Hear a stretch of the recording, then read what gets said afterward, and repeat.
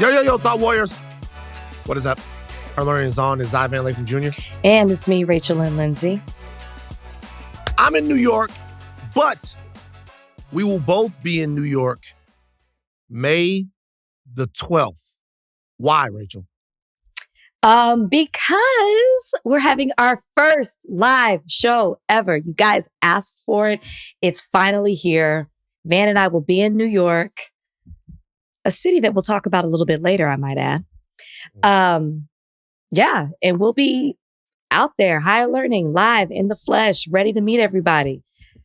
I don't have the date pulled Tickets up. go on sale Monday, April 7th at 10 Eastern. Ringer.com/events. Again, we'll be live at the Gramercy Theater on May 12th. And you get tickets beginning this Monday at theringer.com/events. You guys, go get your tickets. There's going to be a special guest that is going to join us. The copy says maybe a special guest will join us. I'm not saying maybe. We're going to have a special guest is going to join us at the historic Gramercy Theater Monday, May 12th. Woohoo, niggas. Live show coming to you guys. You never know who it'll be. You never know what kind of guests you'll get here on Higher Learning. You never know. But what I would ask, okay, I get it. We'll pause. What I can guarantee you guys is they will not be showing up. They will not be showing up. Can I just say this? I saw a Reddit that they did a top 10 worst guest list. Mm-hmm. Those people won't be there. Or maybe they will. Maybe we'll be feeling a little spicy and maybe they will. Who knows? Who knows? Maybe we'll add one to the list. Yeah. Who knows? Candace Owens? I'd rather not. Not for the first live show. I'd rather not. Candace is going anti-MAGA. Have you seen it? I don't believe anything. That's true. She's such a grifter. After she went on her Black Crusade, trying to get back, I can't with her. But yeah, guys, come. Oh, that's what I was going to say. Let us know, since y'all love to create, the subreddits within the Reddit. If that's even how you say it. I want to know what y'all would like to see in the live show. Since this is our first live show, I'm just curious if there's something, that they'd want to see, and maybe we'll incorporate it into the show. Yeah. Van doesn't like that. Van doesn't like that at all. Fuck no. I liked, no. No. I am curious as to what the people want. See, I'm one for the people. But you can't be that. You can't be like that, though. It doesn't mean I'm going to do it. Can't let them police your podcast. Can't let them dictate your podcast. Not the same thing. You can ask for feedback. Exactly. You can ask for feedback, but at the same time, we have to come up with the run of show for our live show, what we want to do. But there is no harm in saying, this is our first live show. I'm curious as what you guys would like to see. Well, you know what I mean. Some of that is sexist. Selling tickets. Yeah. Well, I guess we sold tickets, but in a big theater with special guests, it's something different. So curious as to what they want. New York. Okay. There is something that you wanted to discuss lingering. It's a topic. What is it? No, let's discuss the alimony thing. There's something that you wanted to discuss lingering from the last podcast that we did. Actually, it was at the end. It was like a whole conversation around alimony. Me and you talked a couple of days ago. Yeah. And you said you wanted to talk about that a little bit. Before we completely wash and move on, what did you want to say about that? What do you want to touch on? Well, it's more of like a conversation, not something that I just want to give this whole monologue on. But Van posted, after we had finished recording with TK, he posted a conversation that TK, Van, and I were having, and the cameras were still rolling. A lot of people had a lot to say about the conversation between the three of us. I wanted you to post that because I knew that this would be a topic of conversation where people would not agree. And a lot of people have a lot of opinions when it comes to child support, when it comes to spousal support. And I never really had a huge opinion on it until it involved me. But I think because it's personal to me and that specific conversation was personal, I don't really talk about the divorce because Not sure how I want to really roll it all out. But I think what I will address is because there's so much, if it's for the goose, it's for the gander. There's so much tit for tat. Well, if they do it, then they do it. And there's so much generalizing in it when it comes to spousal support, even child support. But I'm not going to speak to that because I don't have children. It is particular to the people that are involved. And that goes for their circumstances. And it also goes to what state they reside in. You can't say this person did that, so this person should have that. This person took advantage of the system, so this person deserves to be taken advantage of. And I think, I'm not going to say it offends me because it doesn't hit me that hard, but it's just annoying to hear so many people have an opinion on my particular situation because they're comparing it to somebody else who's been subjected to alimony. One of the things that I want to say about my situation is I'm truly tired of the narrative of, well, he's deserving of the money because he picked up and sacrificed his career for her. I'm just going to say this, and I'm going to say this once. Not true. And before I even get into the detail of it, also, marriage, partnership, relationships are also about sacrifice and compromise. Some people give a little here, some people give a little there. It's a back and forth. It's not all about one person. You have conversations, you work it out, you make decisions together. In my situation, my ex did not move 3 times for me. I want to say this one more time. My ex did not move 3 times for me. We moved to Dallas because he quit his job as soon as he won the show, and I did not. So that was the only option because I was still employed. That's one move. Nobody takes into consideration that I left my legal job in Dallas and moved to Miami with no job. Nobody considers that. Then we moved to LA, and that was a we decision. I think if you followed the journey, you knew that I wasn't the only one who wanted to be in Hollywood. And that's all I'm going to say about that. I have an issue with people who take advantage of the system. The reason I said that my ex is not deserving of alimony is because we both made sacrifices in the marriage, and I shouldn't be punished because I was successful during the time that we were married and he wasn't. You guys can fault me for not getting a prenup. I get it. I understand it. You don't know the circumstances that went into all of that. Like I said, I'm not going to go into the tit for tat, but somebody who is fully capable of working, who is licensed in multiple states, who could go work for somebody or start their own business or could influence or could use the platform that was given to them to leverage it into other things should not be receiving spousal support. And I think the bigger conversation isn't the what, it's that they can take advantage of an archaic system that was created for a specific reason and is now being used by people for the wrong reason. Not every time, but there are people who take advantage of the system, which is my case. I'm not saying that my ex didn't deserve some sort of compensation. If you followed along, you saw that I was willing to give money. What I don't agree with is the taking advantage of just because you can take advantage of an old system. I think a bigger conversation that needs to be had is that the laws around alimony need to change in order to reflect modern times. Women are in a different situation than they are before. So are men. Things are not the same as when it started, when women weren't allowed to have bank accounts, when women, the gender gap still exists, but the gender gap was even bigger. Women weren't allowed to have certain jobs. There were certain things that were holding women back, which is why this was created. It's a different situation now. And men who are fully capable, at least in my situation, of working and building something on their own are allowed to take advantage of a system that wasn't meant to benefit them. So, first of all, before I even interject here, when you say the system and what it was created for, what do you mean? In family law, spousal support, that system that existed to make a partner, man or women, to make them whole or to give them compensation to make it fair for them to be able to rebuild their life because they were dependent on it in one way during the marriage. Okay. So I'll be honest with you, and I'm going to come off like a cuck here. I am. Go one podcast without using that word. That is your favorite word. It's one of my favorite words. I'm going to come off like a cook here. So this is the way I look at this. First of all, prior to your situation, I would have laughed at you. I get it.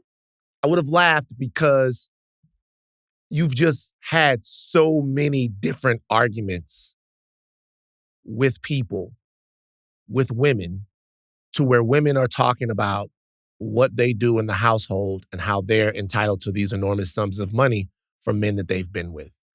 Whether it's you wasn't with me shooting in the gym, whether it was all of that stuff, right? So I would have laughed. I'd have been like, okay, well, if we're splitting everything 50-50 and we're actually married and we don't have a prenup, if that works for the man, it should work for the woman. Now, I'll tell you this. Can I just say there's a difference? Go for it. Okay. We're talking about spousal support. I was willing to split 50-50, even though I don't think he's deserving. He got that and said he couldn't support himself. That's where the system is broken. I have no problem saying I understand sacrifices were made, even though I paid all the bills because I was supporting him while he was building his business. Things you do in a marriage, because I thought if I'm down, he might have to support me. Those are things that you do. I didn't feel like I was being taken advantage of. I thought he's trying to build. He moved to LA for me. I had a job, so I'm going to take care of things and give him the space and the opportunity to be able to create. You contradicted yourself, Rach. What? You just said, just because people are going to catch that. That he moved for me? You just said he moved for me. Earlier you said you guys moved together. No, yes, I moved for him to Miami because he wanted to move there and start a business. I left my legal job. I got a job in LA. He moved because I had the job. What I'm saying is he wanted to be here. It's not like he didn't want to be here. He wanted that Hollywood. But I just want to make it clear. I want you to continue, and I'm sorry to interrupt. There's a difference between splitting 50-50 and having to give spousal support. That's the difference. My sum is so big because of spousal support, not because of splitting the 50-50. I see. So it's not just that's where the greed comes in. Yeah. The greed comes in because you also want spousal support. Correct. So before I even move on, do you think that women should get spousal support?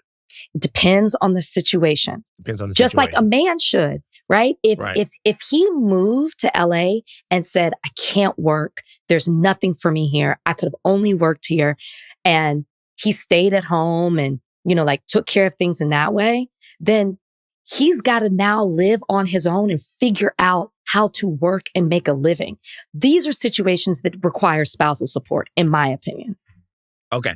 So let me admit to my toxicity here. Mm-hmm. The way that I was raised, I just wouldn't be in a situation where I was getting spousal support from a woman. It wouldn't happen. All right. So my dad used to look at me. He'd be like, I'd be laying down on the couch.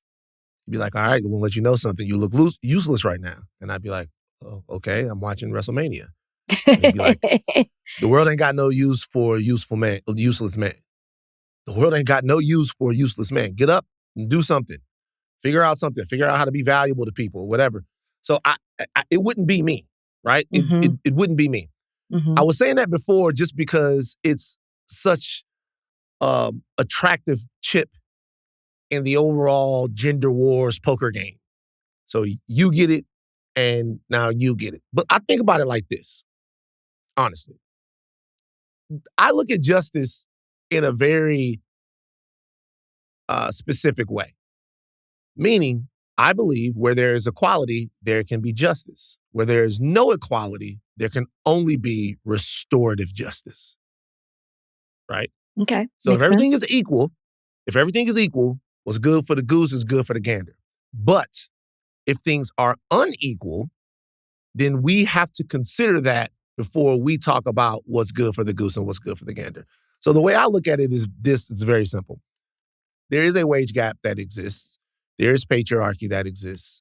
Women leaving a divorce, in most cases, need more help than men because of the inequality that went into those situations prior to the people getting married. Mm-hmm. Particularly in the times that you're talking about, women didn't have access to capital, access to their financial independence, and so they needed it much more directly then. But even now, you're still talking about a tremendous wealth gap, a tremendous wage gap, and in a situation where you're leaving a marriage, you can't really do anything to account for that other than to have the man who probably in most situations is going to be able to have generated more capital and have more wealth in that situation, help out the wife a little bit until she gets to a point to where she can take care of herself and then maybe kids. Now, I don't know how that's supposed to work. I don't know how far that's supposed to go or whatever. But I have been affected,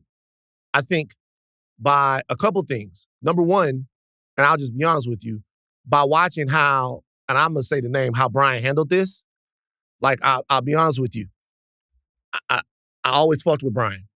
Always you were fucked with always Brian. nice. Mm-hmm. Brian was cool. Me and Brian went to play basketball. Brian played one game left. It's all gravy. Oh. I don't know what happened on the court. I don't know what y'all did. Man, we went and played that basketball game.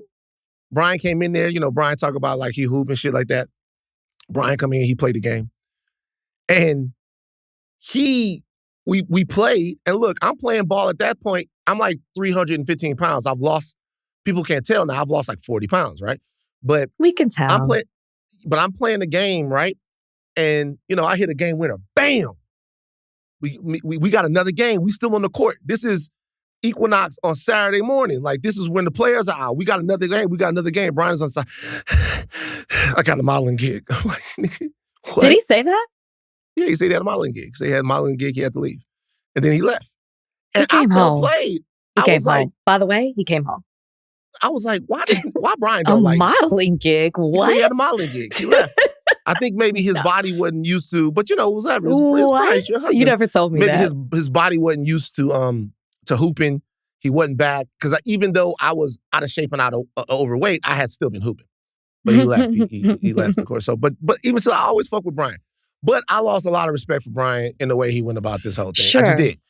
And by the way, even if it hadn't have been you, if it had been some other guy that I was just reading about, I'd have been like, eh.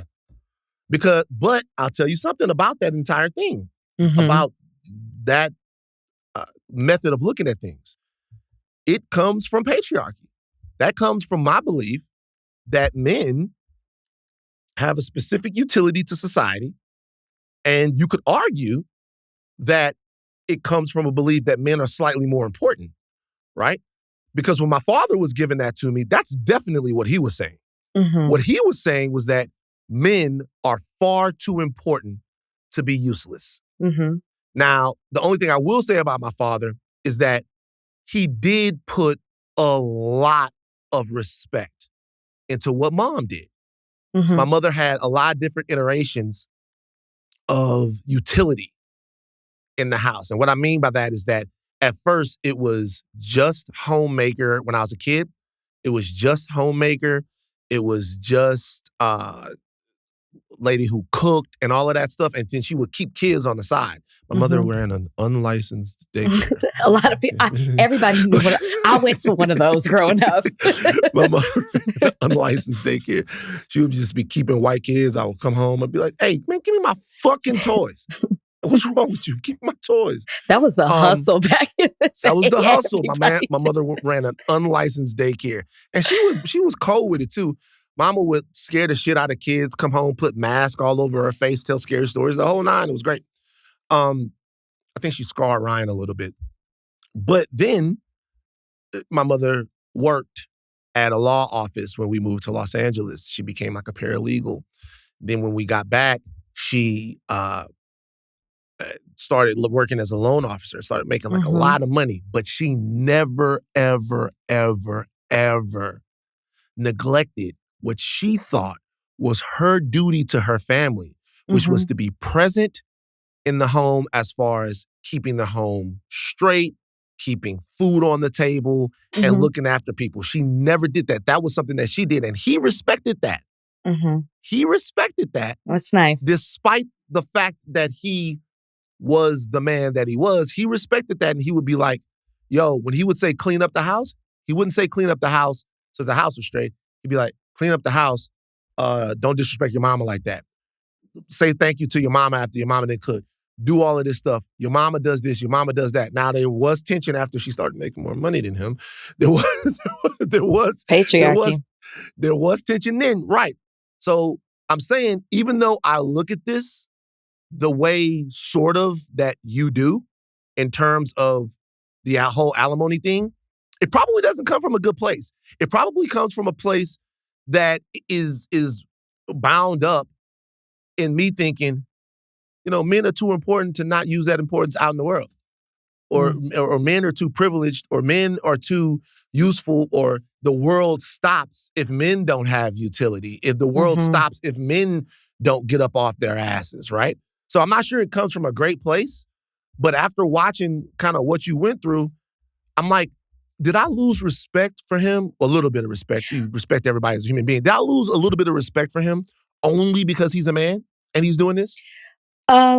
Probably, because I think it still ingrains in us, which is why there was such a heated conversation in the comments, and this isn't the first time. But I want people to listen to what I said and that I took the emotion out of it, right? I'm specifically speaking to the actuality of the dynamic of the marriage that we had. I haven't said once, it's not, he should be working, or some of the things that you said, or because he's a man, it should be this. I'm not doing that. I'm saying, as the judge said, and basically acknowledged, she's legally bound to do these things, but he is fully capable. She basically said, go get a job, fully capable of being able to work on his own.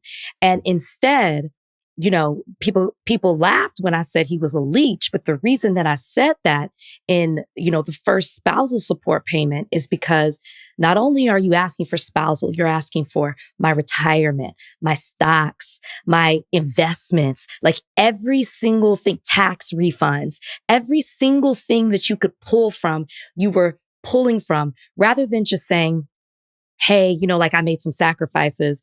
And that's what I would always be like, what do you want? What do you need? It was, I want half of everything you have plus spousal support, nothing in between. And that to me is wrong. That's I know you're gonna end up doing the book. So we don't want to step on the book. No, there is so much more. But let me ask you this before we move on, because I know you wanted to tie a bow on that. Is there any reason that you feel like he was specifically trying to punish you? Jealousy and resentment. All right. You guys, we got to talk tariffs now. Speaking of tariffs, that nigga tariffed your ass. We got to basically. We got to talk tariffs now. We're going to do that on the other side of this break. With Michael Harriot, who, look, in addition to being the dean of Black Twitter, he's also a formally educated economist. I didn't know he was an economist. I didn't know that either until you told me that. What does he not do? What the fuck is going on with Michael, man? On the other side of this break, we're going to talk to Michael Harriot about Trump's tariffs. All right, Trump announced America's Liberation Day yesterday after the markets closed. And there are a lot of people that are wondering, what do these sweeping tariffs mean for me and my household? Rachel and I could try to explain it, but we don't know nothing about money. But we got friends that do. Michael fucking Harriot. We talked, and then he goes, hey, Van, I don't know if you guys know, friend of the program, Michael Harriot, but I'm a trained economist, which I never knew that, brother. Do you lead with that? Do you lead with that? Do people know that? I rarely do, because most people know me as a journalist and a historian. So I rarely say, I'm actually an economist. Yeah, so let's ask this. First of all, thank you for joining us on Higher Learning.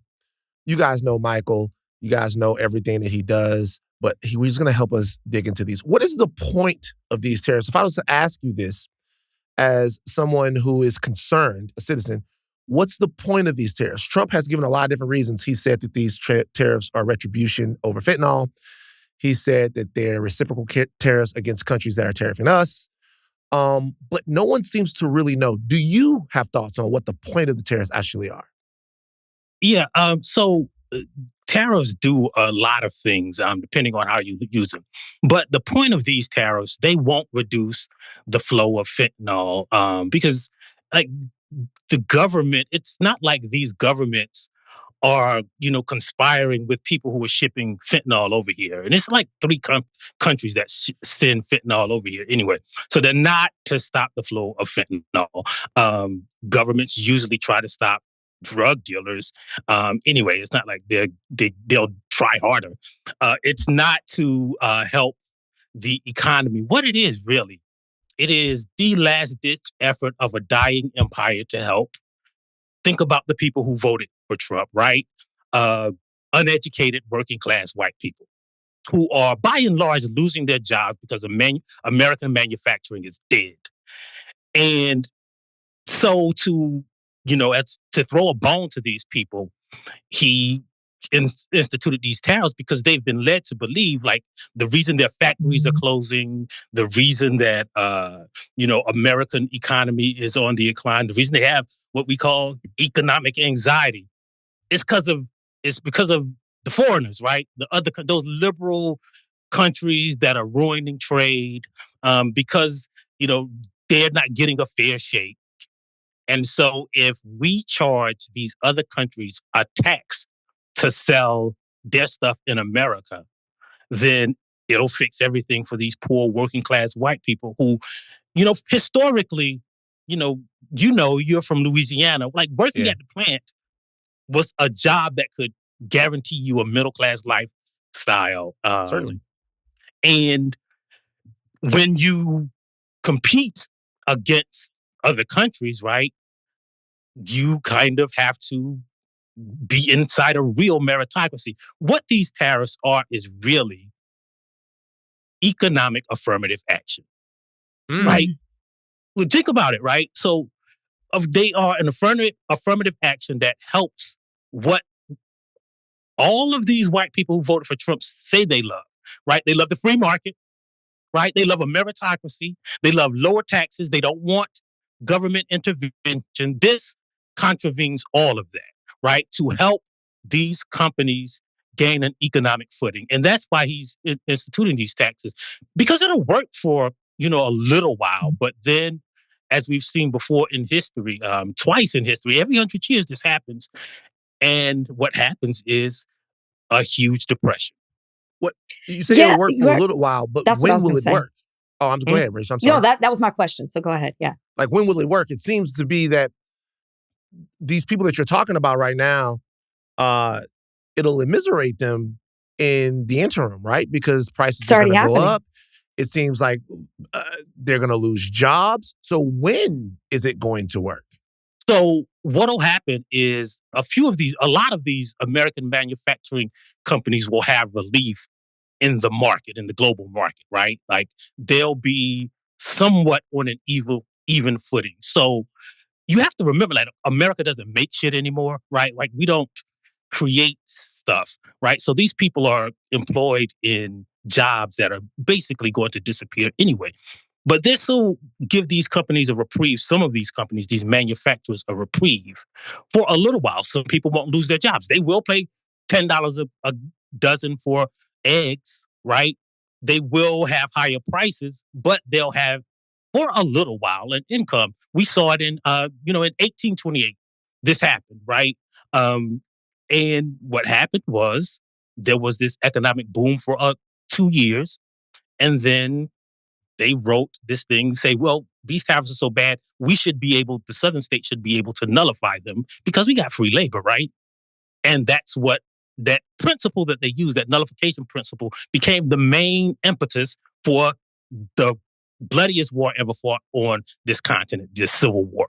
In 1928, it happened again. Remember the Gilded Age when motherfuckers was wearing tuxedos to baseball games and throwing Great Gatsby parties? It was because manufacturing was such a boom that we couldn't sell all of the stuff that we were making. So we stopped these importers by giving them tariffs. That's what caused, in large part, the Great Depression. And for a little while, these companies will be able to stay open because, again, for this affirmative action that's financial, They'll be able to keep their doors open. Their people won't be as economically anxious when they go to work. Now, when they go to the grocery store, when they go to Walmart, they'll be buying higher prices. But in the short term, it targets a very small group of people who, by and large, support Trump. Does this take, for what you're saying, let's just say there is some success that happens because historically, as you pointed out, even if it's for a year or two that has happened, is that dependent on the people who are getting these tariffs placed on them not retaliating? Because if they retaliate, does that wash it all away? Well, they will retaliate. Let's be clear, right? But in the interim, those retaliations, again, will not really affect us right now, immediately. But when they retaliate, prices will increase even higher, right? And remember now, the retaliation really won't affect us that much simply because of this, right? When they retaliate, they're basically taxing American goods that are sold overseas. Well, America doesn't make shit. We consume shit. We're the biggest consumer economy on the planet. So it's really going to affect us no matter how bad they retaliate, regardless of whether they retaliate or not. What we're shipping out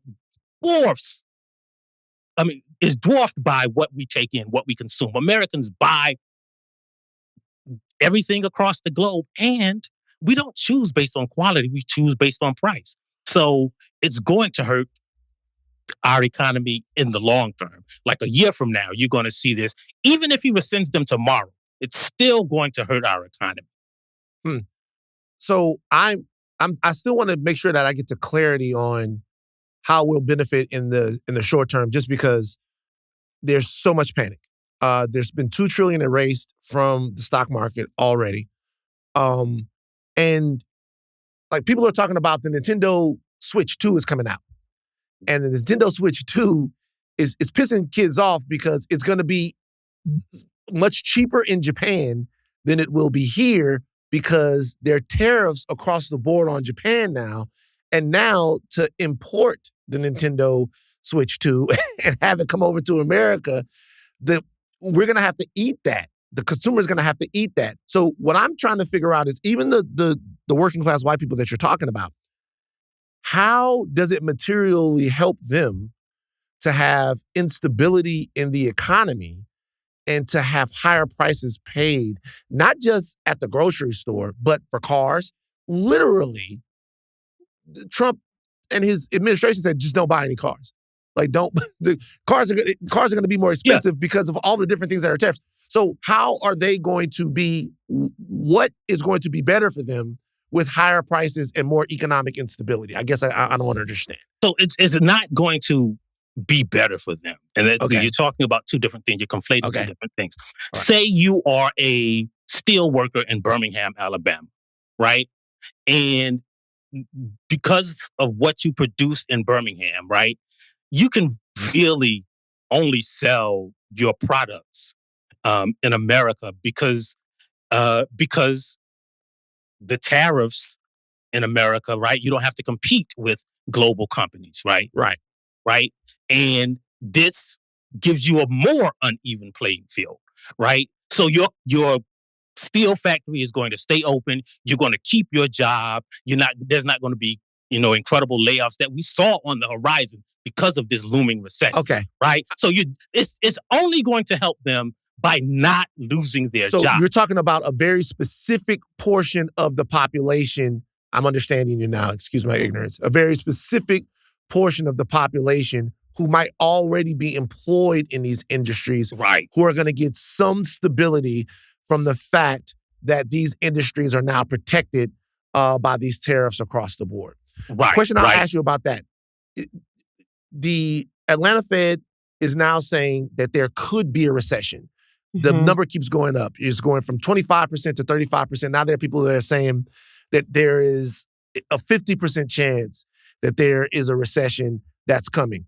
Would those people be not affected by that recession? Would they still be insulated from any effects from a contraction in the overall economic status of American output, or they're going to be cool no matter what? they're going to be affected. Everybody's going to be affected by a recession, right? And inflation, because prices are going up every time you go to the grocery store. You're going to be paying higher prices, more of your income, and coupled with stagnant wages, right? Like wages Right. haven't gone up in years, but a lot of those people were facing jobs that were going to be obsolete. So when you go to the grocery store, most of what you buy probably wasn't made in this country. The few things that were, right, those people are going to keep their jobs making that shit because their competitors' prices are higher, right? So just imagine, like, I hate to use this this analogy, but like really one of the best examples is like crack. Oh, Like, shit. yeah, just think about this, right? When somebody moves into a neighborhood and starts selling crack, right? The difference in the price is by how much it costs the person who's supplying that block, right? So if you got a lower crack price, you're going to get you're going to get the customers, right? If your cookies are bigger, you're going to get the customers, right? And so when you move in, the people who are moving into America's block to sell their crack, Trump is placing tariffs on them so that his corner boys, the Elon Musk, who is shipping cars overseas, can sell more of his crack. So that Jeff Bezos, who has a global company that profits from manufacturing, he's going to be able to sell more crack because the competitors are being taxed, right? They got higher priced rocks.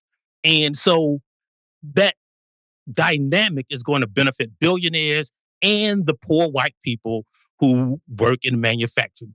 By and large, like it's terrible, but it's kind of a brilliant way to economically target the people who specifically voted for you.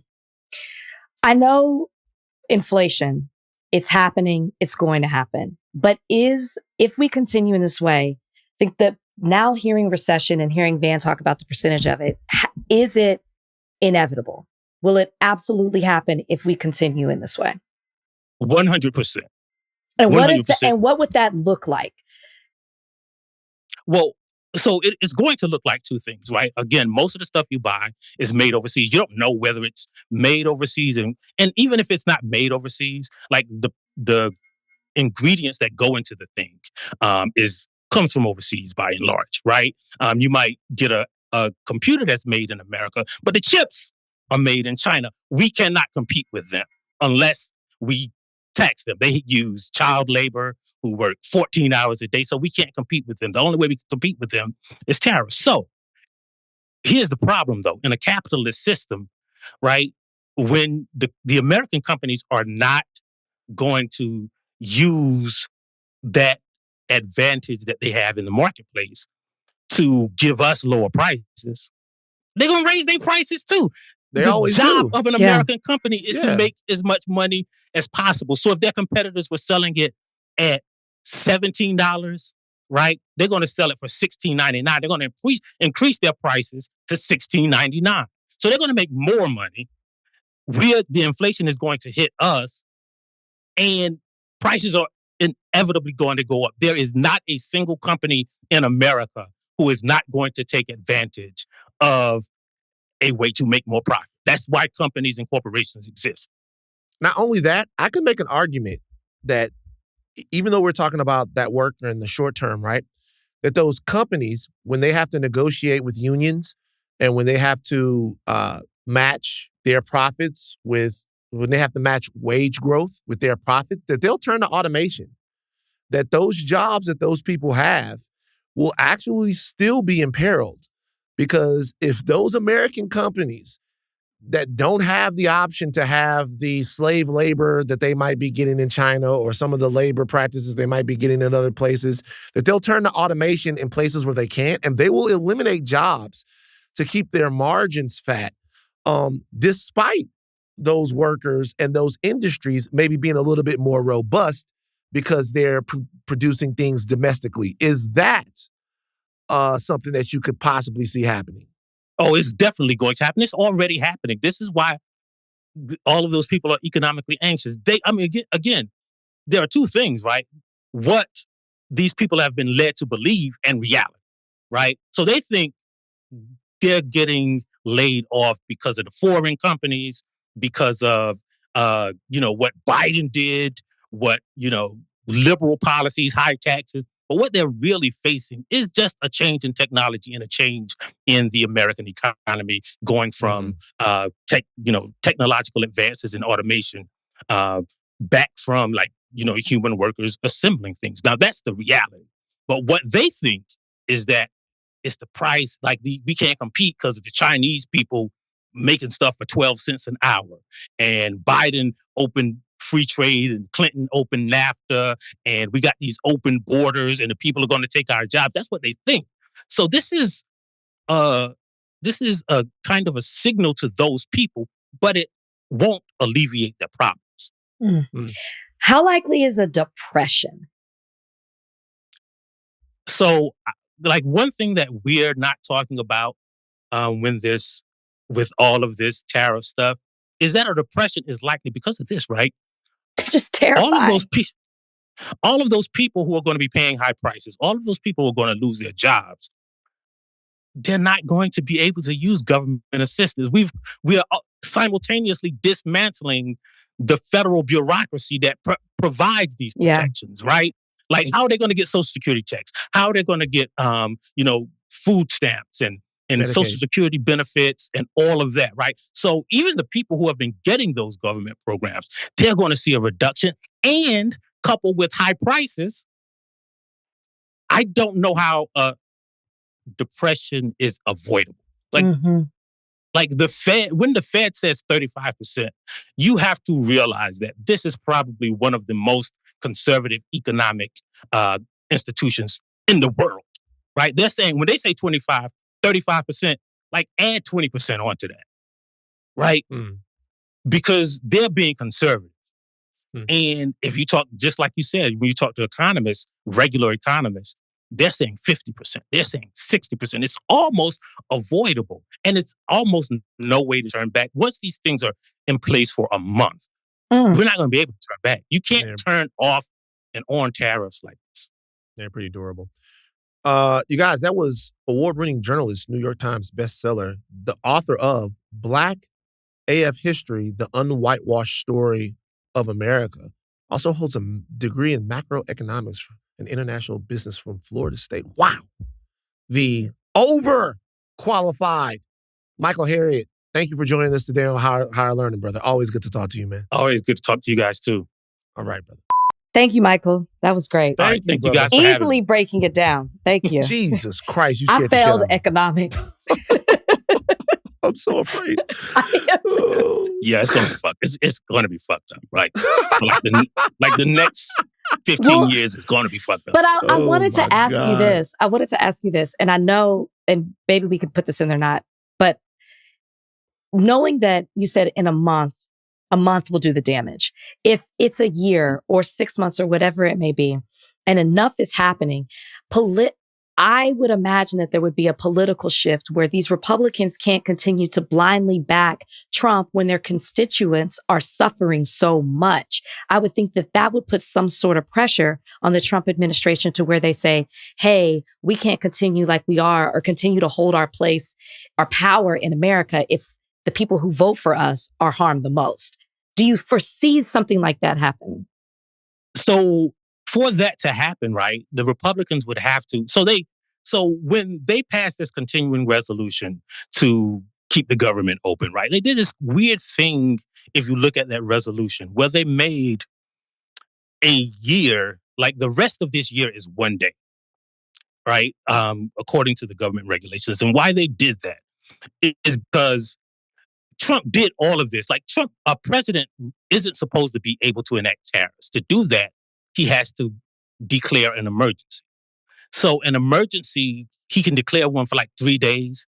And then for it to continue, Congress has to vote on it within 3 days, right? So what the House of Representatives did is made the rest of this year technically into one day. So they will not be. So they gave Trump all of this power. They robbed themselves of the ability to reverse it. So Congress doesn't have the power to reverse Trump's tariffs, because for the rest of this year, he has the authority to do any and all of this. So maybe they can convince him privately. I don't know how many times Trump has changed his mind and said, I was wrong. I can't find any. But Congress is not in this mix at all, because the Republicans, specifically Mike Johnson, gave him the power with this little arcane rule in the continuing resolution. You gotta say it right. Mini Mike Johnson. Yeah, Mini Mike Johnson. I'm sorry. Mini Mike Johnson. Mini Mike Johnson. All right, brother. I'm gonna hit you on the text, man. Thank you. All right, man. All right, let's talk about Young Thug. Prosecutors in the Fulton County District Attorney's Office have filed a motion to revoke his probation. This comes after he tweeted a picture of Atlanta PD investigator Marissa Vivaretto with the caption, "Biggest liar in the DA's office." Now, that post ended up going viral, and according to court documents, the investigator received death threats and she was doxxed because of that tweet. I'm leaning on you. Because... Why are you leaning on me? Well, because it would seem that, and, we've talked about it here on the podcast, Young Thug has a very lengthy probation period. I think it's like 15 years. Yeah. Based upon everything that he was tried for and the adjudication of that. He has a long probation period.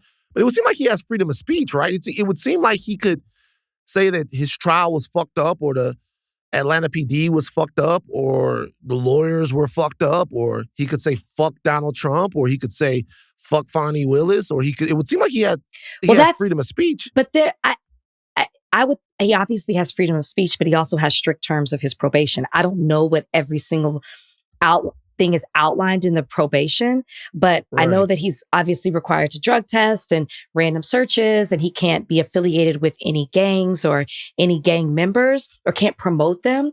But I would imagine, and I think that's what Fonnie Willis is saying, is there's something in there that makes this look, you posting a picture, calling her a liar, and then saying all my homies hate her, which he's deleted the post, right? Because it is problematic. But I believe that she's witnessing, she was a witness during his trial, but then also has been witnesses in other gang murder cases that involve other defendants. And so for him to post this kind of thing, you're obviously, the intention behind it is to get a reaction towards her.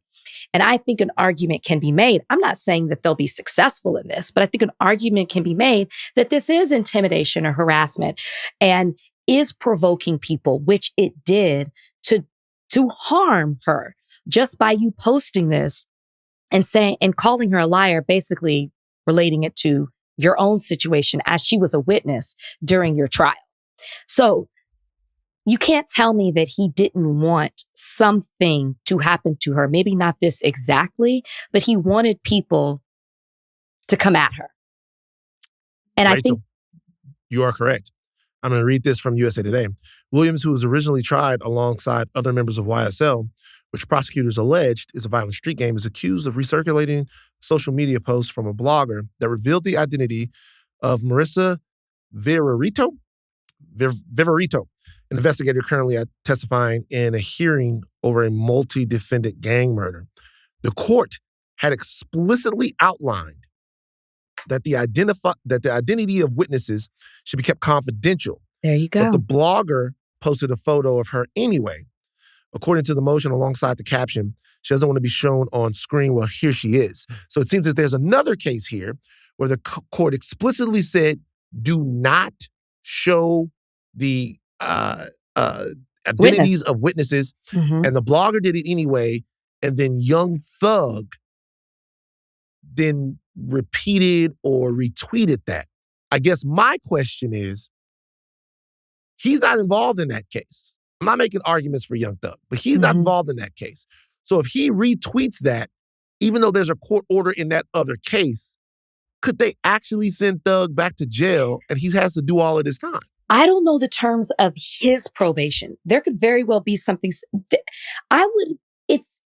I would imagine that somebody who is testifying in some type of RICO case or gang-related case would want to keep her identity private. It might not be the case in this situation, but for him to post it, all I'm saying is I think an argument can be made to revoke it. May not be successful for the very reasons that you're bringing up. But the bigger question is, what the fuck is Young Thug doing? Yeah. My initial reaction when I saw this was, people think they're above the law. I know he got time served. He got 15 years of probation. And he could possibly face another additional 20 years of prison if he violated the terms of his probation, his agreement. But he got out. And a lot of people didn't think he would get out, right? Because he was facing 120 years. He had been there for such a long time. There seemed to be so much drama and back and forth and, with some of the witnesses and him and all these things surrounding his case. And then all of a sudden it's like they made a deal. He's out. It made me feel like he thinks he's above it all because he didn't get off, but he got out. And my thing to Young Thug is just live your life. Why was it even necessary for you to do this? I think he thought he could skirt around the issue by just reposting somebody else's post. And that's problematic. You're out. You're out here living your life. Most people don't even get the opportunity to do that. You did because you could afford a great legal team and maybe because of your notoriety or whatever it may have been. You got what most people didn't get. And to me, you're playing with it. But this also goes to show that, and I'm not making excuses for Young Thug because but I'm not. But this also goes to show that the 15 years of probation was not given to Thug in good faith from the people down there in Atlanta. You cannot. 15 years of probation is fucking crazy. We said that when it was announced. Especially if they're going to come at him over stuff like this, like actions on Twitter, retweeting stuff. I'm not saying it was a smart thing to do. You are absolutely right. But 15 years of probation, they are looking for any possible way to send Thug back to jail or to make sure they don't like the fact that they were completely outmaneuvered and dog-walked by his legal team. And they have retribution on their mind down there in Atlanta. And they want to send Thug to jail. They want him in prison. So I actually don't see a way that for 15 years, Thug Have we even hit one? Have we even hit 1 year? I don't see a way for him not to be violated in 15. I don't see a way. It's impossible with them looking at him like the way they're looking at him. Particularly when you look at this right here. Yeah, I mean, when the terms of his release were announced, we said it. We were like, 15 years? This is impossible. It's almost like they're going to let you get a little bit of freedom and taste a little bit of it, but they're about to snatch it back out. Because it's so hard, because it's not like you and I getting these terms. For him, it is going to be very hard. I mean, even for him to be able to go out and promote his rap career or tour, you don't know who's going to show up. You don't know you know what I mean? Who's in the audience? Who's coming backstage? They are setting him up for failure. But this was his own. Like, what were you doing? Yeah. Just leave it alone. Appreciate that you're out. Is it cause for concern? They're saying that potentially Lil Baby and 4PF, they might be the next to get the RICO. Is it a cause for concern that the officials down in Atlanta seem to be so preoccupied with locking up rappers? Look, I get it. It's definitely something to look at. Crime is crime, right? And you want to keep the streets safe. But goddamn, nah. They seem to be determined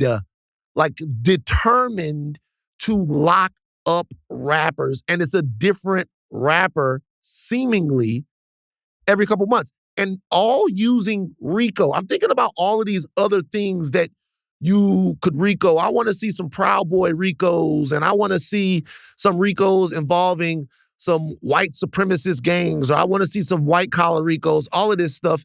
It just seems like the RICO is now being used to attack. And look, once again, not defending lawlessness, but it seems like the RICO is being used to attack the hip hop community of Atlanta or other states. And I'm wondering, is that the best way to really fight crime? I don't know enough about the cases that, where they're investigating Lil Baby, obviously Young Thug and everybody affiliated with that whole group YSL. But I don't know enough. But what I will say is, if they do charge Lil Baby, they better win. Because to your point, it looks terrible. You're building all these cases, you're going after them, you're spending all this time, you're spending all this money. If you charge another rapper and you don't win, I'm looking at it sideways. I'm looking at it like, what are we doing here? But I will say, maybe Thug did not violate the terms of his probation with posting the picture, but I wonder if the DA can make an argument that it's witness it's intimidation. It's like, is there another charge that he could be accused of? Is he manipulating, something in some kind of way? Is he changing the public perception through social media? Is he intimidating, like I said, witnesses? Is there a new charge that could be added? Is he trying to silence witnesses? Is he obstructing justice? There are I wonder if it's not those terms, but something new that they could try to use to say he violated his probation. If there's a crime, because if it's a crime, I'm sure he's violating his probation. Speaking of that, I want to say something real quick before we move on. Bruce Rivers, the criminal lawyer, remember him? We had him on the podcast. He came on to talk about Young Thug one time. He's the guy on YouTube that don't stuff. Man, I was kind of doing some research on a couple of these different cases, and I went to his YouTube, and he lost his son. Oh, his son, which was gosh. the guy, the gentleman who came up with actually the whole idea for Bruce to get into content. I watch Bruce's content a lot, and he lost his son. And a couple of months ago, his son, I believe his name was Michael Rivers. So I hate to hear that. I hate to hear that. So condolences to the Rivers family. And, I know it must be hard, but awesome to see him still doing his YouTube content and honoring his son and talking about it. He said on one of his last videos, he said, I know people are, they probably don't want me to talk about it as much as I do anymore. He was talking about, what to do if you know somebody with addiction. And just for people who listen to Bruce, don't talk about it as much as you need to, man. Yeah. As much as you need to. I checked in with him to do some research on this stuff, and I saw that he had lost his son. It's very, very, very sad, but as much as you need to talk about it, man. Okay, let's do a quick political check-in. Earlier this week, Senator Cory Booker stood on the Senate floor and he began a speech criticizing the Trump administration. And he continued doing that for 25 hours and 5 minutes. He didn't sit, he didn't eat, he had water, and he didn't use the restroom. But what he did do was he broke the record set in 57 by segregationist Strom Thurmond. 350 million people tuned in on TikTok Live. Did you guys watch any of it? And do you guys think he wore a diaper or not? Okay, Donnie. It's a smart thing to Donnie. do. Strom Thurmond peed in a bucket. He kept one foot on the Senate floor, and then he peed in a bucket while he was doing his to keep niggas in their place. It's crazy. Strom Thurmond confirmed my dad. Whoa. Hold on. Before I move on. Does saying that Strom Thurmond was trying to keep niggas in there, does that count as race? Yes. Oh. Market. Good catch. He caught himself. I forgot. Damn. We should have made that announcement. That's right. So what happens? Oh, man. What happens when you do this? Is this the first time on the podcast? Okay, yeah. You didn't do it with Michael Harriot. You didn't do... Okay. All right. No race. You know what? He was trying to keep you got 3 poor strikes. people in their place. Okay, you got 3 strikes. This is what happens. If you strike 3 times, you're out, which means you got to come back to us. You got to come back. That's what that means. Okay. If I get 3 strikes, I'll take my shirt off on the podcast. No. You got to come back to us. Titties. Nah, I have 3 strikes and titties. It's got to be something that I don't want to do. And I got to tell y'all something. I don't want to show these titties. Something's happening to me right now. I literally went to the gym Today I'm doing all chest. Okay. Something's weird. Something's not right. Okay. I don't know, like something's, because I have the same amount of strength in my chest, but I got some heavy hangers right now. That's all I'm gonna say. Okay. You'll take your shirt off. Strike one. Strike one. 3 strikes, titties, the chain gonna sit right between the titties. Nice. Okay. Does this matter? Okay. Yes, it does. And I really hope that you see it that way, because I thought about you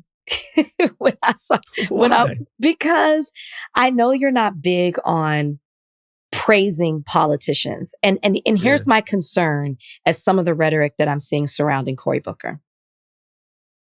What Cory Booker did was a protest. And the reason I say it matters is because it was a protest. We constantly sit on this podcast and we talk about what politicians aren't doing. Or they do things like wear a kente cloth or sing We Shall Overcome. And we're like, what the hell is going on? And then you have somebody who, constantly through his speech, beginning and end, talked about John Lewis, talked about causing good trouble, and wasn't there to, he wasn't doing it because he was speaking out, talking against a specific bill. He was doing it to hold space and basically change the narrative that has been captured by the right. Everything that we're talking about is what the Trump administration is doing and what the Democrats aren't. And he took this opportunity to represent. So to answer your question, symbolically, I think it did mean something. What I fear is, not to throw Donnie under the bus, but something what Donnie said. Was he wearing a diaper? A lot of what I'm seeing people talk about is the record that he set, that he didn't drink, didn't take a bathroom break, and almost talk about the the theatrics of it. The cosmetics of it. More than what was he trying to achieve? What was the impact of it? He took those 25 hours and 5 minutes and he didn't read a book. He didn't, say the alphabet or some other things that you've seen people do. He collected his staff and they prepared for this for at least a week of filling up the binders and specifically addressing things that his constituents had questions about, had concerns about. And he took the time to address it, which is what you want to see your politician do. You want to see them. The Democrats really have no power right now in Congress. This is something that can be done. So I'm not going to take away from what Cory Booker did because it did mean something. It is something to talk about. And hopefully it lights a fire or is representative to other politicians of what they should be doing and not just holding a place in Congress. Yeah. So I'm not going to take away from it. Yes, it meant something. All that to say to answer your question, it did. Nah, it meant something. It definitely meant something. But I actually think it meant something because it had some cultural cachet, because it escaped politics. The filibuster itself, it's not technically a filibuster, but it is a filibuster. It's definitely a filibuster. The filibuster itself, and the points that he's speaking to in it are all materially very important, right? However, the fact that he made news in defiance of Trump's agenda, to me, is the most important thing. Right, so correct. You want the conversations, in my opinion, about whether or not he had a diaper on, about Strom Thurmond. You want people to know that Strom Thurmond was filibustering the 1957 Civil Rights Act. You want people to know these things. These are things that realign the Democrats as a party that's not going to get walked all over and a party that will do a little bit of walking. Mm-hmm. So, call attention to yourselves. The Democrats need to do that. Draw attention to yourselves. Like, AOC and Bernie Sanders doing their fighting oligarchy tour. That matters. The emergence of Chris Murphy as a political figure that might be able to challenge for leadership. Maybe Cory Booker will be able to challenge for leadership against Chuck Schumer now, because he's raised his profile with this a little bit. If the old guard of Democratic leadership will not cede power, maybe they don't even have the necessary stamina to fight anymore. But if they don't cede power, then the AOCs, the Chris Murphys, the Jasmine Crockett's, and the Cory Bookers are going to have to take it. And the way that they're going to have to take it is to be more visible, to be more out there, to be more aggressive, and to be more connected to the American people. So I think for all of those reasons, it mattered a lot. It mattered a lot. To me, it didn't answer everything, but it did check some of the boxes of what we've been asking for. It was creative. I didn't even know that you could do that without arguing against a specific bill. That taught me something. I didn't know that. Yeah. So this was something that I think it's like, okay, a lawyer? I'm not a politician. Yeah. Tough. Fuck you. Donnie. All right, let's talk about podcasts. Ryan Clark had Andrew Schulz on the Pivot, where they talked about Andrew's comments last July about dating Black women. I know you guys listened. What were some of y'all's takeaways from the conversation? I'm really interested to know what you thought about this. Like, really? Okay, I don't want to say much. Why? Because, no. I'm going to explain why. I gave a whole spiel about this specific topic and my issues with Andrew Schulz and how I feel. And I feel like I laid it out very well. When I saw that he was going on the Pivot, my first thought is, well, of course you are. Of course you're going to go to a podcast with that, once again, isn't with the exact people or the group of people that you offended. We know he just came out with his Netflix tour. His Netflix special. He's obviously been going around promoting that, among just being a guest on other podcasts. Yeah. But I have yet to see him have this conversation with a Black woman. The issue that people had, and I should say, with a Black woman that's also not your friend. I have yet to see him do this. And I think that and I don't want to belabor it, I don't want to keep honing on it, but he did sit down and have this conversation with the guys on the Pivot. If you are serious about really addressing the joke that you made, the impact that it had on the Black community, the way it offended Black women, the way Kendrick Lamar called you out, then to me, you would sit down with someone. And I believe when we talked about this a Black woman, not someone. To me, when we talked about this the last time, I said, he should come on the podcast or we should go on Flagrant. More than willing to have this conversation. And I think to me, when I see this, it's like, when I watched this, I watched the conversation drift away from the issue. And I watched it be about what Ryan said and how Andrew felt about it. Somehow Andrew centered himself in that conversation, which again is problematic. And those guys allowed the conversation to shift that way, where it became what Ryan said on the podcast, what Ryan and him talked about before, and them just addressing that. And the issue was lost to me. And I think that was what Andrew wanted. I think that's purposely, I think it was strategic for him. I think that's purposely why he went on this type of podcast. And I think that what I would say to Andrew is, you continue to position yourself as not being something that you really are. The comments that you made, and I'm not, we've had Roy Wood Jr. on here who says comedians shouldn't apologize for the jokes they made. It's not even that I'm looking for an apology. It's that I'm looking for you, because I know that's not what you're going to get, looking for some sort of acknowledgement without you saying, when someone says what Black women are, then you say, well, that's my mother too. Or when someone disagrees with you, then you talk about, well, what they did. And it's this tit for tat rather than really allowing how people feel to resonate with you, and how you seeing that you are perpetuating harmful stereotypes and rhetoric about Black women, and you continue to do that. And I think that he's continuing to do that in a subtle way by the way that he's handling the conversations thereafter. I still think that he's fucking around. So I watched the whole interview. The interview is classic Andrew to me. Okay. Andrew is an incredibly eloquent speaker. Very smart man. Very smart man. So in the interview, first of all, the way I took this, the interview was about It wasn't about specifically the joke. No, The it interview, wasn't. it seemed like it was more about the back and forth between Ryan Exactly. and Andrew. So, and I think that was the intent. I don't I think that actually he was so don't. interesting. The first question was about the joke. Well, because you have to get the joke out of the way for them to really litigate what their issues are.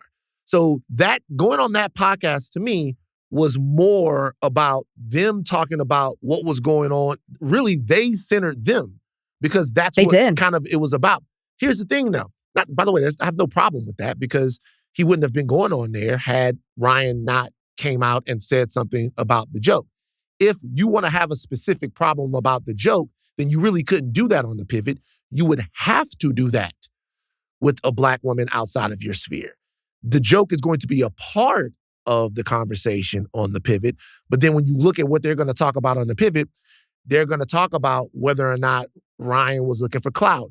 They're going to talk about whether or not Andrew is a racist or has a problem with Black women, or whether or not the back and forth, the jokes that Andrew was making about Ryan were above board. They're going to have all those conversations. This is why when I say that it was classic Andrew, I mean, there was a little bit of really eloquent speech from him on how he looks at things and how he looks at comedy. There was a little bit of conning. He conned them a little bit. I think he shifted the conversation, but yeah, keep going. Well, he did. He shifted the conversation because here's the thing, and this is my deal. So if you talk specifically about, I'll go to something very, very direct. So Andrew is talking about this. He says, the first thing I did after you guys said after Ryan said what he said about the joke was I went through all of your videos to see if you had ever interviewed anyone that was accused of domestic violence. Now, if we are to play a purity game, who's pure enough to say, hey, I don't like you talking about my mama?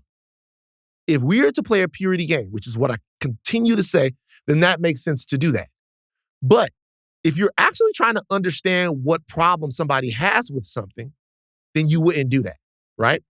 And by the way, exactly, I know, and you know, that Ryan Clark was motivated, and he says it, to actually address Andrew Schulz because of the women in his life that asked him to do that. Yep. Do you know any women personally that might have asked Ryan Clark to address Andrew Schulz?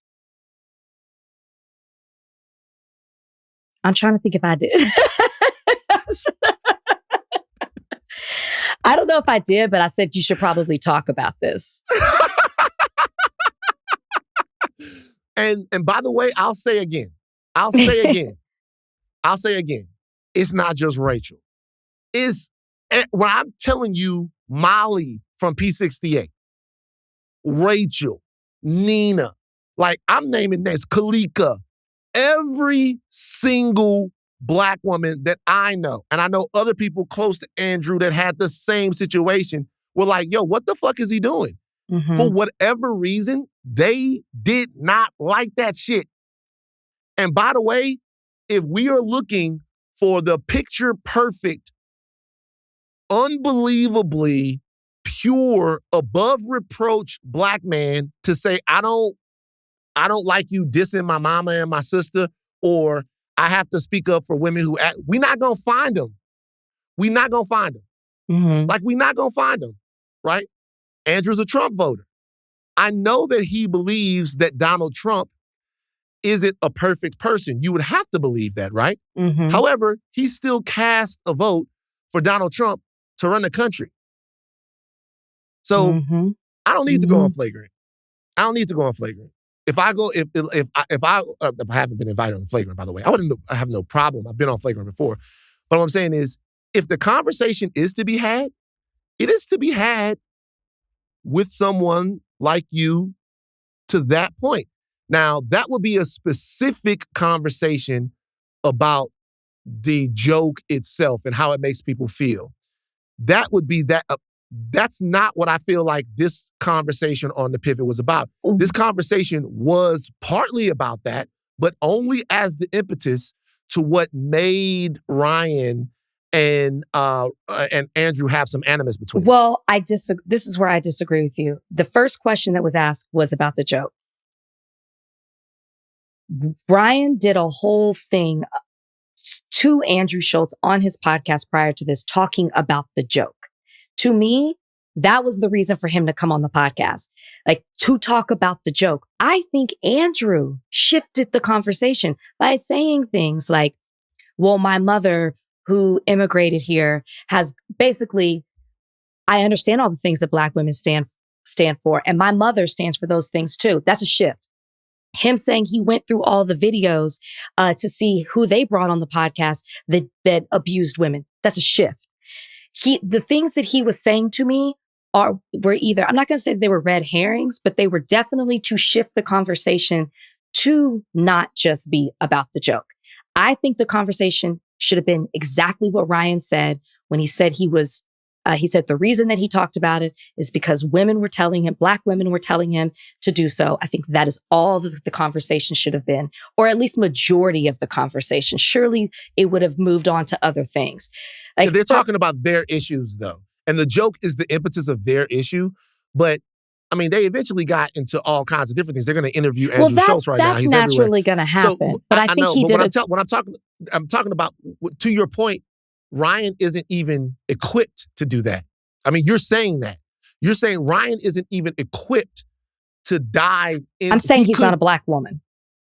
Right. So, and that's what I'm saying. I'm not saying that he's not equipped. He can talk about anything.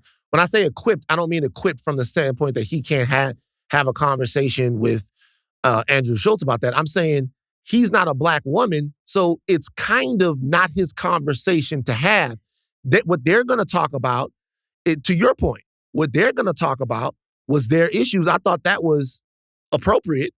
But if Andrew wants to have a conversation about how the joke made Black women feel, then he would have to have that conversation with the Black woman. Yeah, it's just everything that's going around on social. It's like, oh, they hashed it out over, They did.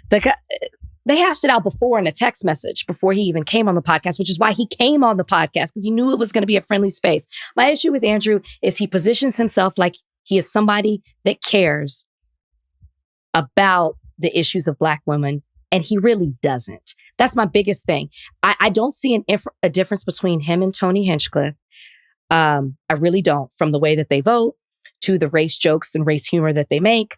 I think Andrew, because he's got podcasts and sits across from somebody who's Black, he said on this podcast with The Pivot, oh, you should come to my shows. It's the most culturally diverse shows. I think he does not want to position himself that way. But I don't find a difference between those two comedians. I think they're the same. Interesting. Well, look, the invitation is out there. Did you hit him up? Because Nope. I hit him up and was like, we're going to talk about it. And he was like, you hit him up. Did you hit him up? Nope. You didn't want to hash it out on text? I put you out on text before. I didn't save the number. I didn't save the number. I'm not begging. I'm not, to me, if you care, you have my number. Let's set it up. I'm not the one who needs to be instigating it. I said what I said. Yeah. You don't care. Yeah. Okay. Look, he thinks he went on a Black podcast and cleared his name.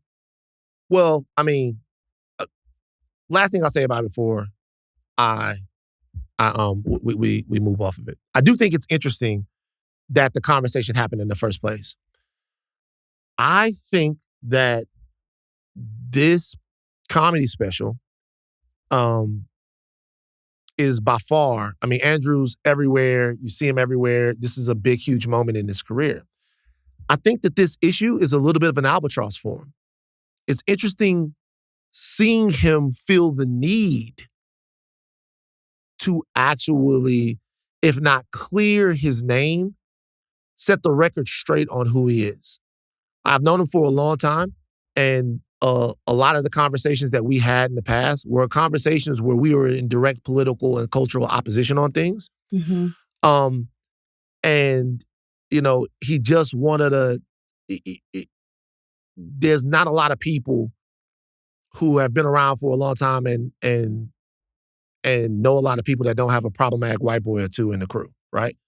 It's like, I'm just being honest. You know what I'm saying? So and when I say problematic, I mean somebody you always disagree with politics, somebody that you always disagree with on this, somebody that says something and whatever. It's not as big of a deal as people make it out to be. However, if those thoughts or opinions actually undergird an actual worldview or a way of performing your art that then penetrates and becomes relevant to a larger audience of people, the larger you get, you only have two choices.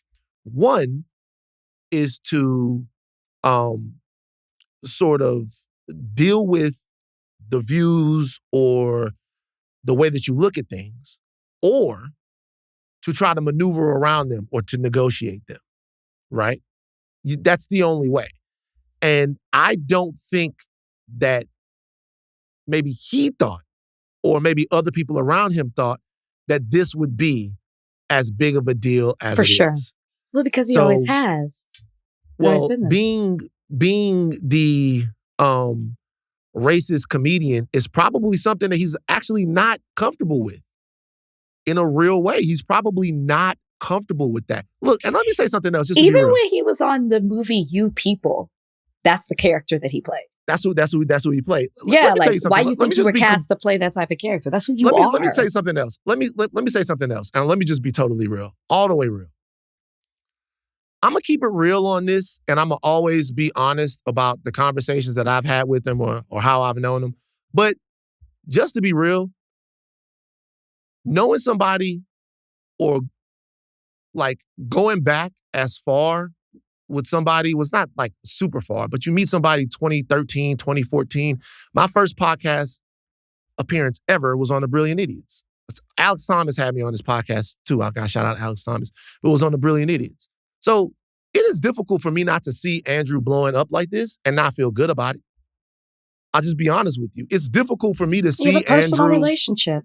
Yeah, it's difficult for me to see him, to know somebody when they were playing the Hollywood Improv and then see somebody like go at their career in a certain way and experience some pitfalls and all of that stuff, and then see them sell out Madison Square Garden and not be like, damn, like I remember going to pick him up from the airport. You know what I'm saying? So it's difficult for me to see him and not be proud of everything that he's accomplished, and not be proud that he's married and proud that he has a kid and proud that his life seems to be moving in the right direction. There's all kinds of things that, have happened and about him. Me and him are not friends right now, but as he would say on the telephone call that we had, and we got into a very long and kind of at times heated a telephone call after we did the last podcast that we did. Even if we're not friends right now, we would at the least be colleagues that have known each other for a long time. Probably was a point where we were a little bit more friendly. But having said that, that don't change the bottom line calculus of what's happening. It just doesn't. The bottom line calculus is this.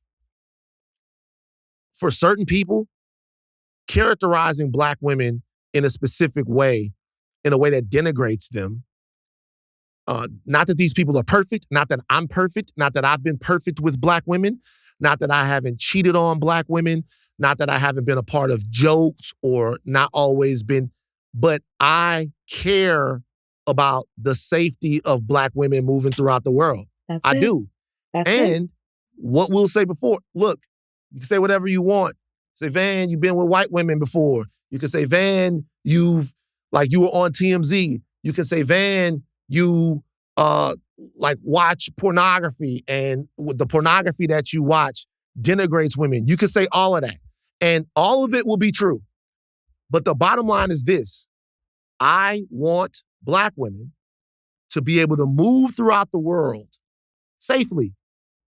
And if that means I have to take myself to task, if that means I have to take Black men to task, if that means I have to take people that I know to task sometimes or have conversations with them, then I'm willing to do that.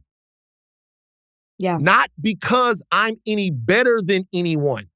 Not because I am holier than anyone. Not because I am better behaved than anyone. Not because I am purer. All right? I'm not the perfect evangelist for none of the shit that y'all are talking about. I'm not. I don't know anybody who is, but it's definitely not fucking me.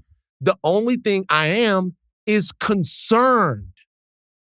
And honestly, that's all you have to be. All you have to be So well said. is concerned. That's it. That's And it. And if you're not concerned, then fuck it. Then stop trying to pretend like you are. No. I'm not talking about even him specifically now. I'm just talking about in general. Sorry. If you're not concerned, then fuck it. Don't be concerned. Fuck it. You don't have to be. By the way, just for everybody watching and listening, you don't have to care. You don't have to give a fuck. You don't have to. You don't have to care. And a lot of people don't. But if you do care, even if you care badly, my man Kerm, we move off this later. I know a brilliant artist. His name is Jonathan Kerma, right? And he works right here at the Ringer. A brilliant artist. Great. Brilliant artist. I went to hear Jonathan do his poetry. Mm-hmm. And Kerm did a poem called "I'm a Walking Contradiction."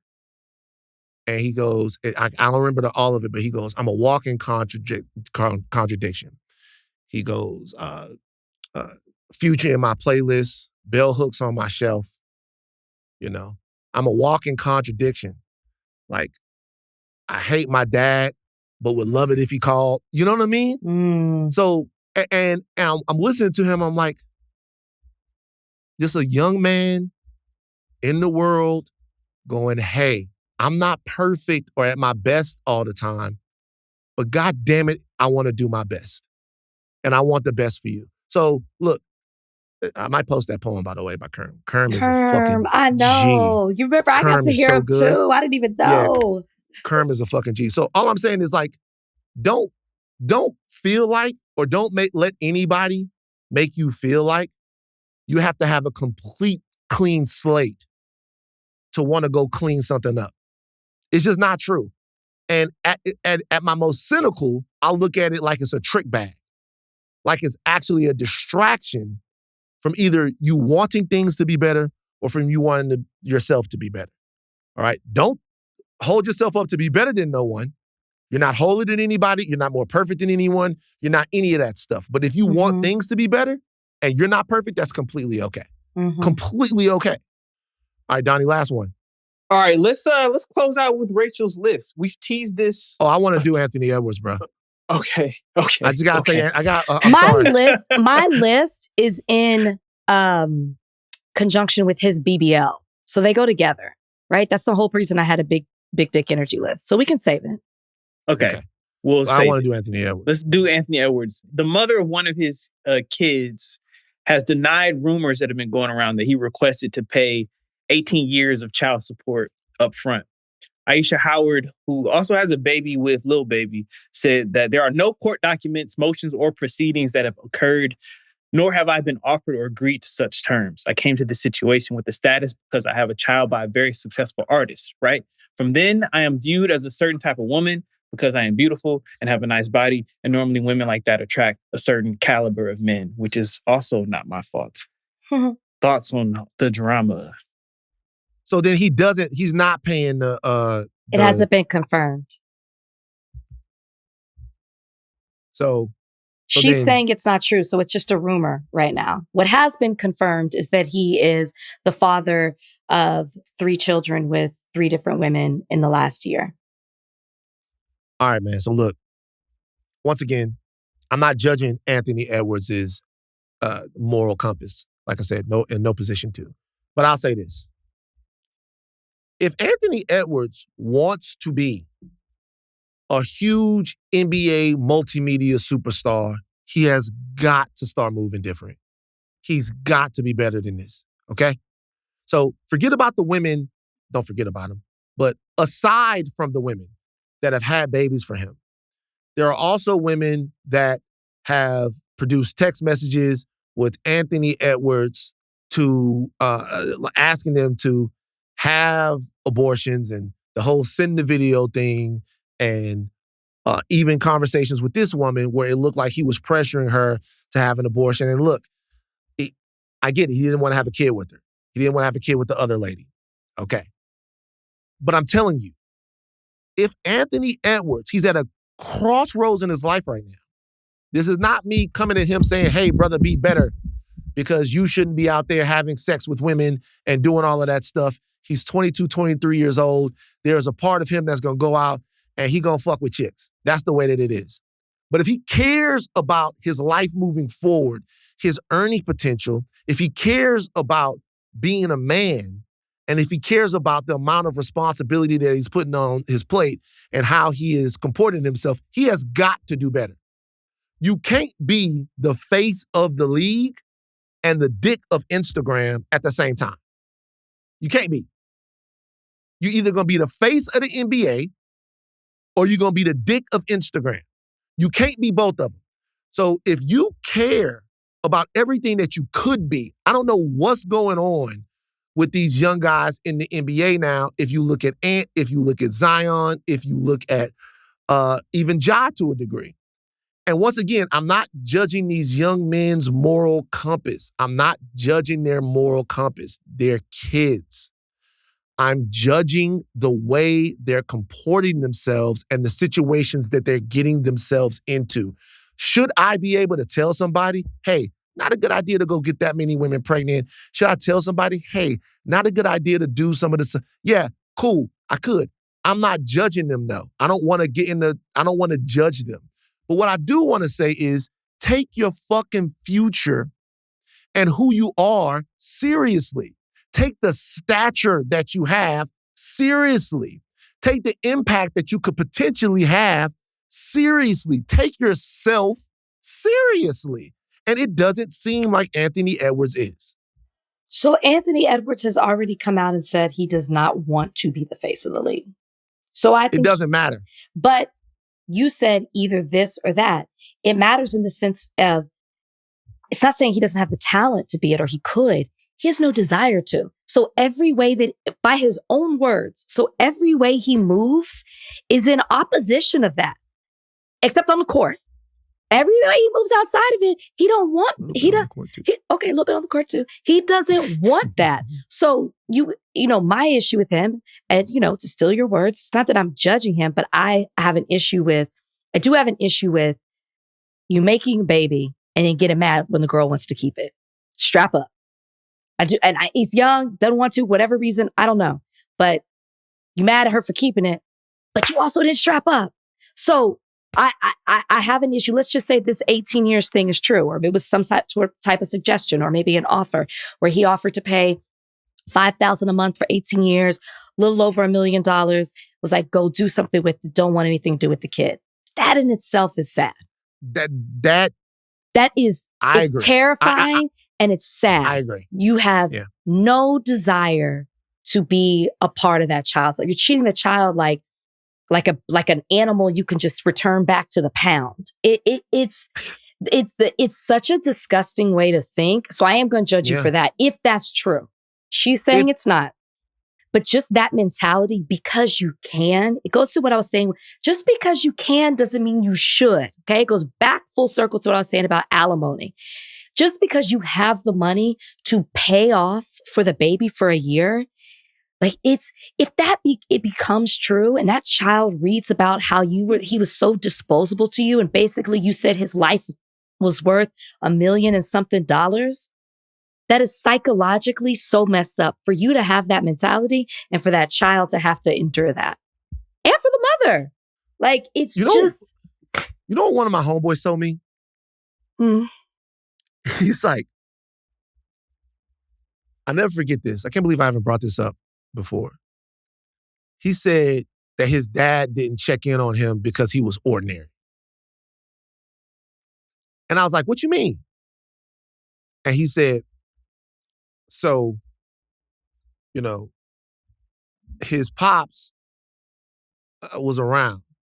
He said, if I'd have been scoring 60 points a game for McKinley, he'd have checked in on me. Because then I'd have been somebody that he Could couldn't offer live him without. something. Yeah. Yeah, couldn't live without. Like, whatever. He goes, also, if I'd have killed 60 niggas in the street or been on drugs, he might have checked in on me. Because then his guilt would have compelled him to be like, maybe the mama comes and he brings him to him. I'm telling you what he's saying. He goes, then the mama comes and the mama brings you to him. Your son is a savage. You about to lose him. He about to be a corpse and the whole nine. Then he checks in on me. But he goes, I was just a C student. I was fine. I was fed. I was okay in school. I wasn't going off to do nothing crazy. I wasn't doing anything crazy good. I wasn't doing anything crazy bad. So I was stable enough to be ignored. I was okay enough to know that you didn't have to check in to be ignored. There was nothing that you had to do. You didn't have to show pride in me, and you didn't have to come save me. So you don't get to beat your chest like Superman because of what I could do, and you don't have to be Superman and come save me. You could just not come to graduation, and I was still gonna walk across the stage. And I just think about all of these men out here that are producing these kids and don't give a fuck to know or be around them. I'm not saying that Anthony Edwards is gonna do that. It seems that if you're paying all the child support up front, that you don't want anything to do with the mother.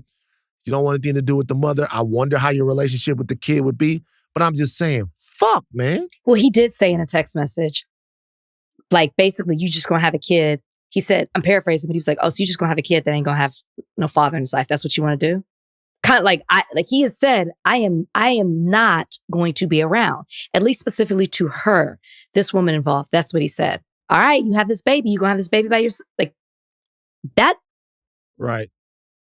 A lot of times that changes when the kid gets there, but then sometimes it doesn't. Man. It's just, I would just say that, man, it's so many people that have talent and have drive and have opportunity that's somewhere wishing that they took it all a little bit more seriously and took themselves a little bit more seriously. Yeah. Just take yourself, take your future, take it all seriously. I'm not telling you not to have the pool party and do all this. I'm not telling you not to do that. I'm telling you to take yourself seriously, man, and take, I don't know, dog. All right. Whatever. Oh, the OG is popping out. The OG. What you mean? Have, like, OG, like me being an OG. Oh, okay. I can't you an judge OG these now? niggas. You an OG now? Because your birthday is coming up? 44. Yeah, I'm 45, about to be 45. That's OG Damn. territory. Fuck you. We out of here, man. We gotta go. Live good show. bounce back. Live show. Don't forget, guys, get your tickets. When is it? You never know who will show up You never know. at the live show. The show is at the historic Gramercy Theater, Monday, May 12th. Maybe a special guest will join us too. You never know what kind of guest we might have. It might be Kim Jong-il.